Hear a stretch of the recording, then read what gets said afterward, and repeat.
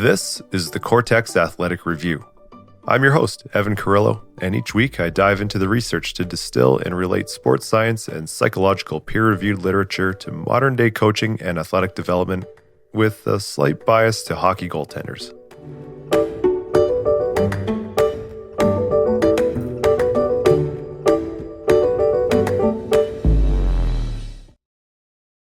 Something strange I've noticed is when hockey players retire from playing competitively but keep playing recreationally, you're likely to see a unidirectional position change. I have yet to see anyone who played competitively as a forward or a defenseman go and buy a set of goalie equipment and transition to goaltending. But it's quite common to hear of goalies transitioning to playing out once the competitive career is done. Something you see at different points of a hockey season is players on a team swapping positions, maybe like at a Christmas skate or practice once the season's done. But the goalie usually wants to play out, and there are often more than a few eager volunteers to put on the goalie equipment. It's also funny seeing what happens to these players in the different gear playing the different positions. Goalies are usually pretty gassed after about a 25-second shift, and players just can't get up from the butterfly anymore after 10 minutes. And these are well-fit, conditioned athletes. So what's going on here? The obvious answer is domain specificity, meaning each position brings with it a set of demands that the body adapts to over time. Forwards and defense all look the most alike on a team compared to the goaltender at least, but even within the specific roles, there are different physical demands. Not all forwards have the motor to play center, as an example, despite the fact that they all hit the ice out of the same gate. This episode will be part one of a two-part chapter examining research that highlights the specific physiological demands and differences between positions, as well as physiological differences between pro and minor pro players at the same position, specifically professional goalies compared to amateur goalies. I've tried to keep the research a little more broad and athlete general, but this week we're making a stop on my home turf and diving into some goaltenders. Research like this interests me because it looks at how those at the top have adapted to the specific demands over time, and it gives some insight into the active physiological ingredients to performing there that coaches, directors, parents, or aspiring athletes can then use to reverse engineer their own physiology. My only caution with this, as you'll see with specific physiology, is there are some smaller muscle groups that get highlighted as strengths among the professional goalies, but a focus on those minor supporting muscles won't on its own be sufficient to ensure success. There's obviously still a massive investment into major elements of the game with higher performance ceilings that must be taken care of first before these supporting features will make any kind of meaningful difference. It will also raise the question of fitness testing, especially in the case of team selection, early assessments, or ranking prospects in the case of pre-draft combines. Draft classes are run through the same fitness tests to get a general assessment of overall fitness level relative to their peers, but the concern is, 1, that elite institutions can perhaps make some simple adjustments here to get a more accurate assessment of the athlete's physical readiness at their specific position, and 2, that a disproportionate amount of value is placed on certain physical attributes that may appear underdeveloped but aren't actually terribly important for performance at different positions.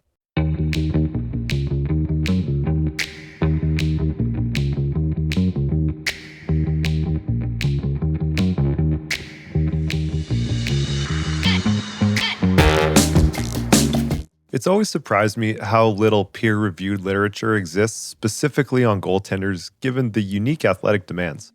A lot of the goalie-specific research that does exist is perceptual and psychological. It's good stuff, but goaltending is often treated as an interceptive timing problem. What's much thinner is the physiology and physical testing literature, and that's where this week's paper comes in. A lot of hockey research around physiology often lumps the goalies into the general hockey population or just excludes them altogether. This week's feature article focuses exclusively on goaltenders and compiles what data does exist to build a physiological profile, comparing professional male to amateur male and amateur female goalies across measures like aerobic capacity, anaerobic power, strength, and flexibility. Next week's episode, we'll zoom out and examine physiological differences between different hockey positions in the way of muscular and cardiovascular adaptations to the demands of said positions.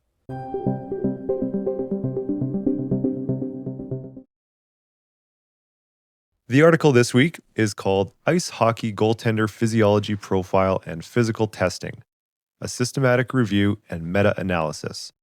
It was published in the International Journal of Exercise Science in 2021 and written by researchers Viviane Marcotte-Leroux, Jeremy Charon, Robert Paninick, and Alain Steve Comtois from the University of Quebec, Montreal, and Concordia University, both out of Montreal, Canada.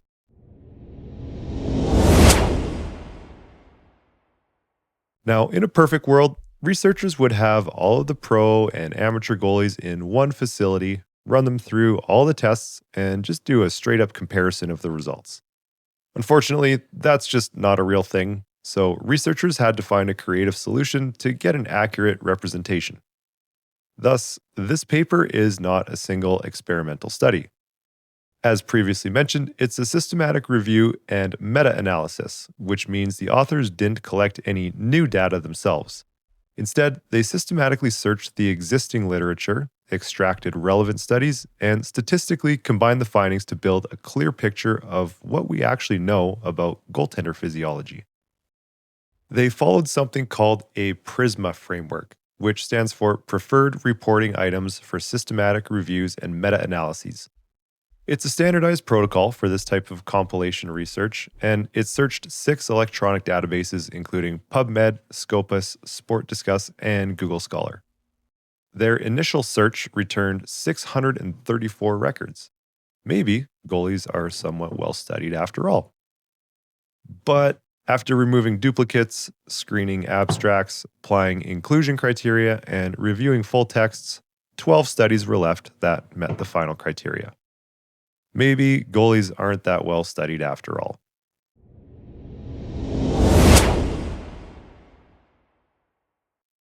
Across those 12 studies, the pooled sample included 322 goaltenders, 282 males and 40 females. They separated the data into 3 different groups: professional male goalies, amateur male goalies, and amateur female goalies. Now, this would be worth revisiting now, especially since the formation of the PWHL in 2023, to get a larger sample of both amateur and professional female goaltenders. Importantly, professional here is a category drawn from the included studies. It is not limited strictly to NHL-only samples, but represents elite-level professional play. To be included, studies had to report group means, separate goaltenders by sex and level of play, and provide usable physiological and physical testing data. From there, researchers calculated weighted means across studies for key variables, including anthropometrics, things like age, height, body mass, body fat percentage, aerobic capacity, that's the VO₂max and VO₂ peak, anaerobic power, primarily 30-second wind gate testing, muscular strength and endurance, lower body power using the vertical jump and the long jump, flexibility tests, and in a few cases, on-ice performance tests. To compare professional and amateur goalies, the authors used something called an independent samples t-test. This is a statistical tool that tests whether the average difference between 2 separate groups is likely real or just random variation. So, to summarize all that, structurally, what this paper does is simple but important. It compiles scattered goalie data and attempts to establish benchmark physiological profiles for different levels and sexes.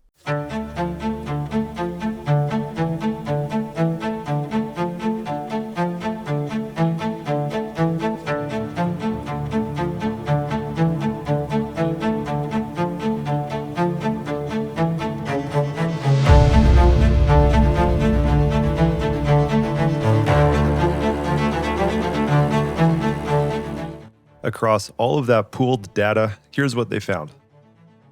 Starting with professional male goaltenders, the average age was 26.8 years, the average height was 184.4 centimeters, which is just shy of 6'1" at 6'1.5" inches. This part was kind of surprising to me and seemed a little bit low, maybe, but considering the current average NHL goalie height is 6'3", up a little bit from last year at 6'2.5", so maybe not as far off as I would have guessed. I guess remember too that pro goalies in this study weren't explicitly identified as to which league they came from, so could be a mix from ECHL to NHL, European Pro, etc. Also with the professional male goaltenders was average body mass at 85.6 kilos or roughly 189 pounds, and average body fat percentage at 11.9%.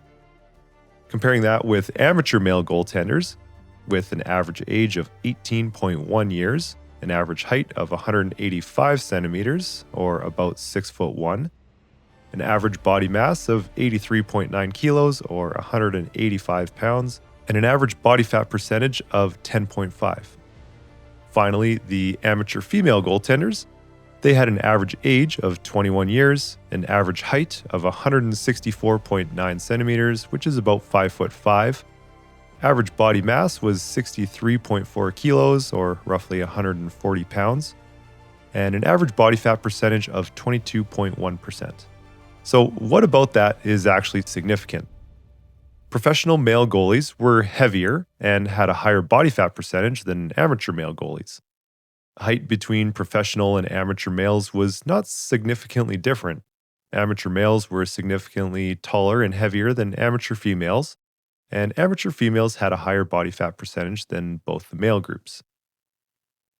There are two things worth kind of pausing on here. First, height does not meaningfully distinguish professional from amateur male goalies in this dataset.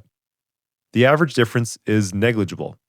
That should challenge the idea that the professional level is simply populated by dramatically taller goalies, at least based on the pooled evidence in this review. Second, professional goalies actually carry higher body fat than amateurs. That might seem a little bit counterintuitive, but the authors suggest that this may reflect the positional demands of goaltending, lower skating volume, different conditioning emphasis, and the fact that goalies are not covering several thousand meters per game the way skaters are. This is in no way an argument that body fat improves performance. It's simply an observed difference between the levels. So, at least from a basic anthropometric standpoint, the jump from amateur to professional does not appear to really be defined by dramatic differences in size. Which raises a more interesting question. If it's not height, and if it's not leanness, what physiological qualities actually separate levels? Or more interestingly, are there any? That's where aerobic capacity comes in and muddies the waters a little bit.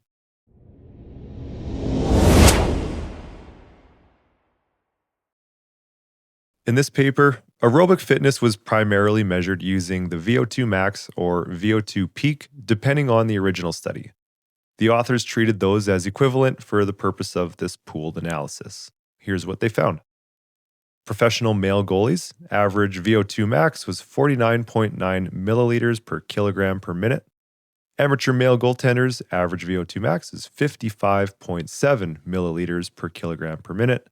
Then the amateur female goaltenders with VO₂max average of 42.8 milliliters per kilogram per minute. The difference here between professional and amateur males was statistically significant. So, amateur male goalies, on average, showed higher VO₂max values than professional male goalies. That's probably counterintuitive, but at the same time, it's also not a huge reach to justify. We often assume that the higher the level, the fitter the athlete, especially aerobically. But this result complicates that assumption. Before jumping to any conclusions, a few important points. First, this does not mean professional goalies are less fit. It means their maximal aerobic capacity, as measured off the ice, typically on treadmills or cycle ergometers, was lower in the pooled data. Second, the authors suggest a plausible explanation. Professional goalies may spend more time in tactical preparation, scrimmaging, and skill-specific work, and comparatively less time developing things like maximal aerobic capacity. Third, goaltenders do not play like skaters. They are on the ice for the full game, but their movement profile is significantly different. Time motion analysis cited in this review shows that roughly 75% of the game is at low intensity, about 21% is moderate intensity, and only around 3% is played at a high intensity. Blood lactate levels in goalies post-game are often minimally elevated compared to their resting values. Heart rate averages around 64% maximum during the play, and that suggests a strong aerobic contribution for recovery between explosive movements, but not sustained high intensity output the way forwards or defenders experience during repeated shifts. So, a slightly lower VO₂max in professionals does not automatically imply inferior conditioning. It may reflect the actual energy system's demand of the position. And here's the subtle point. The review also notes that when aerobic capacity is tested using running protocols, positional differences tend to shrink. But when tested via cycling, especially Wingate, goalies often perform lower than skaters. So that raises the testing question.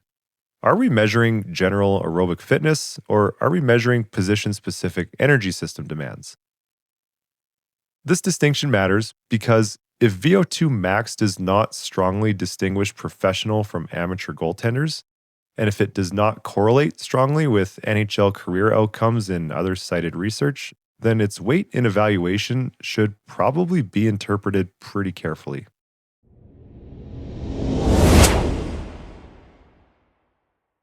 Now let's look at anaerobic power. In this review, anaerobic power was assessed using the 30-second Wingate test on a cycle ergometer. That test measures peak power output and overall anaerobic capacity during a short, maximal high-burst effort. Professional male goaltenders, peak power 12.78 watts per kilogram. Amateur male goaltenders, peak power 10.9 watts per kilogram.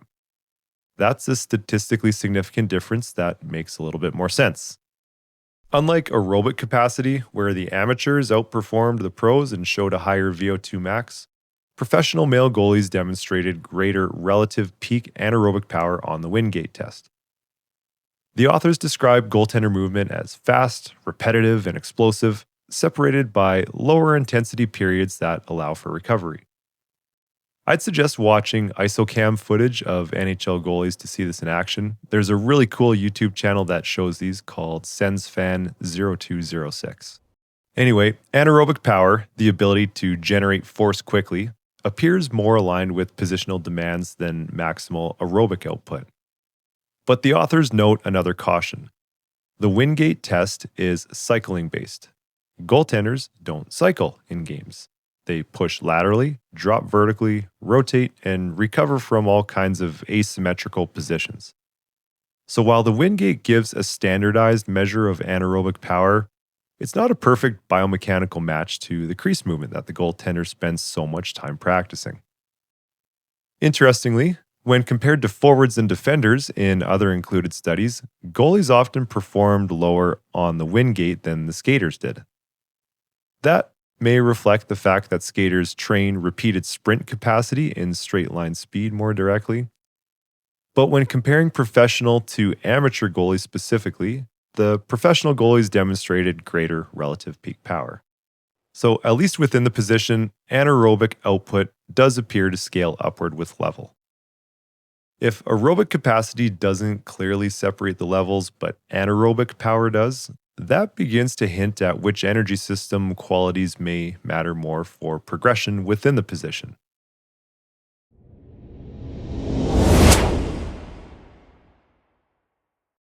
Now into muscular strength, endurance, lower body power, and flexibility.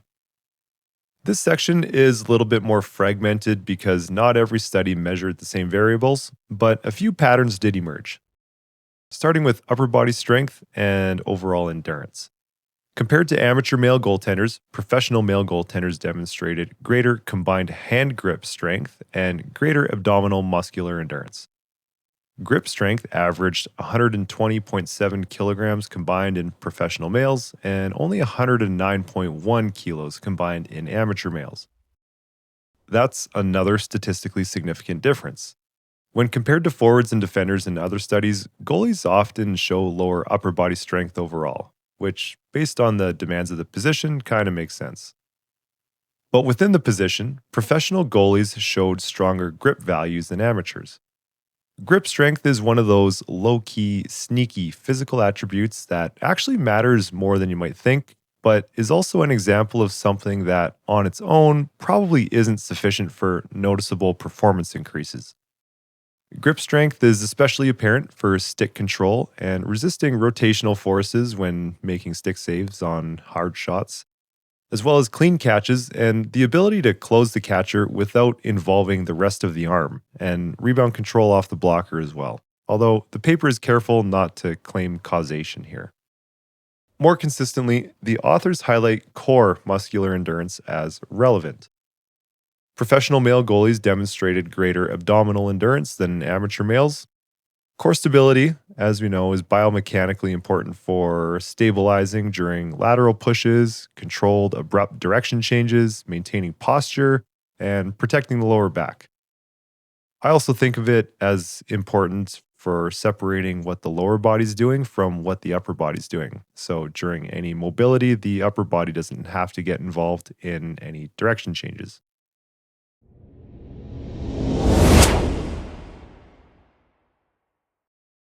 On to lower body power.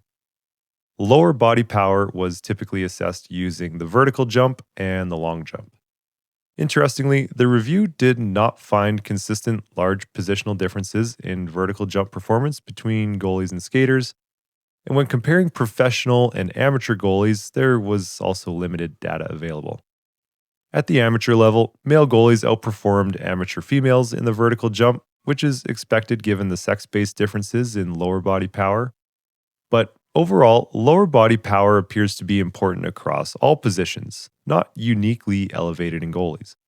That's actually an important nuance because lower body power is necessary, but it does not appear to uniquely distinguish goalies from other positions in the available data.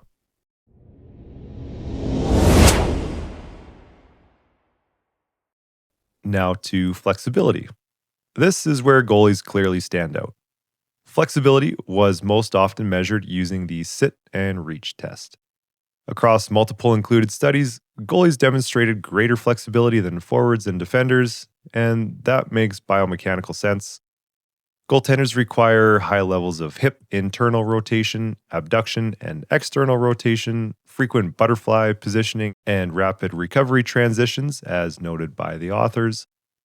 The paper also references the prevalence of femoroacetabular impingement, or FAI, in goaltenders, which underscores how extreme hip demands are in the position. Importantly, flexibility did not meaningfully differ between professional and amateur goalies, suggesting that mobility is required pretty much regardless of the level.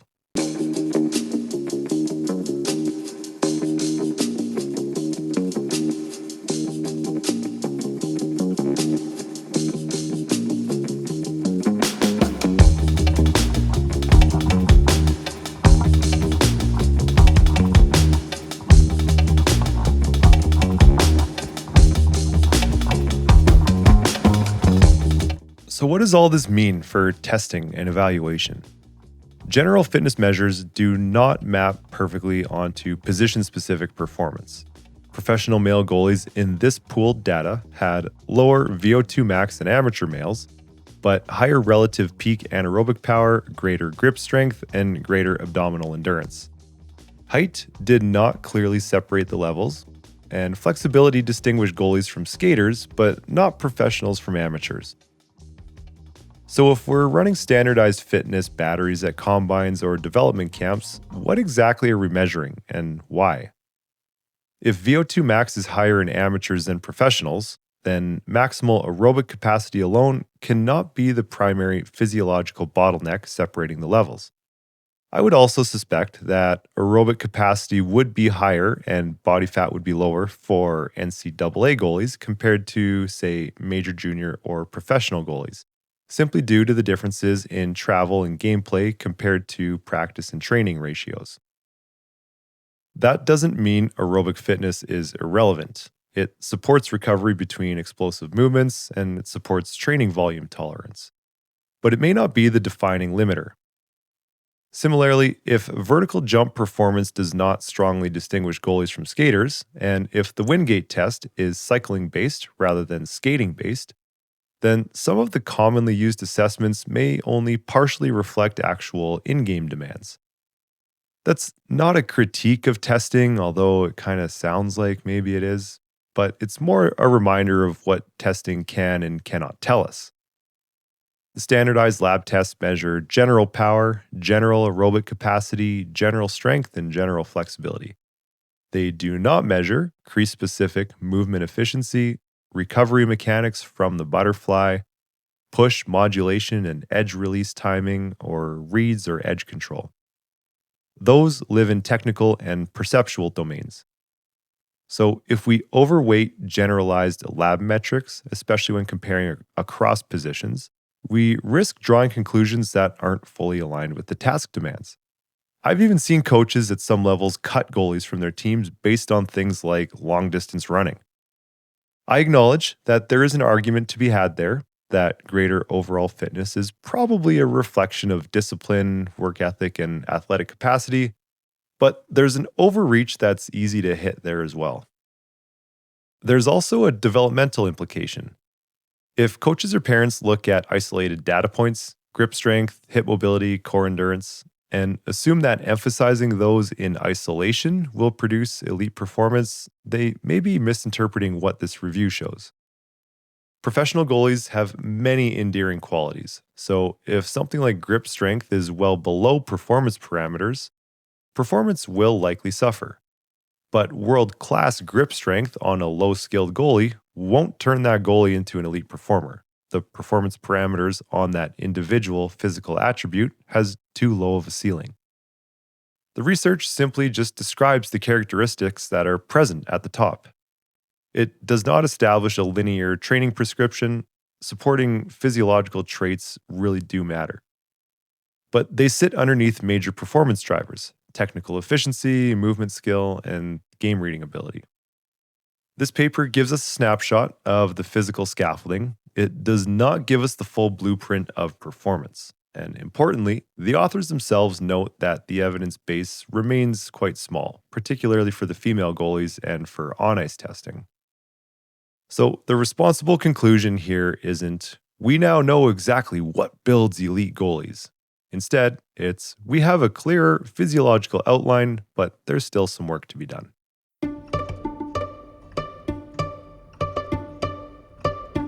That does it for this week's review.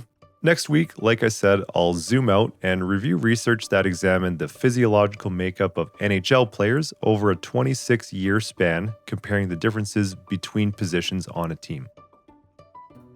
New episodes are released every Thursday morning at 6 a.m. Mountain Standard Time on every major podcast platform, as well as YouTube at the channel Cortex Goaltender Development. My name is Evan Carrillo. This is the Cortex Athletic Review. Thanks for listening, and stay out of your own way.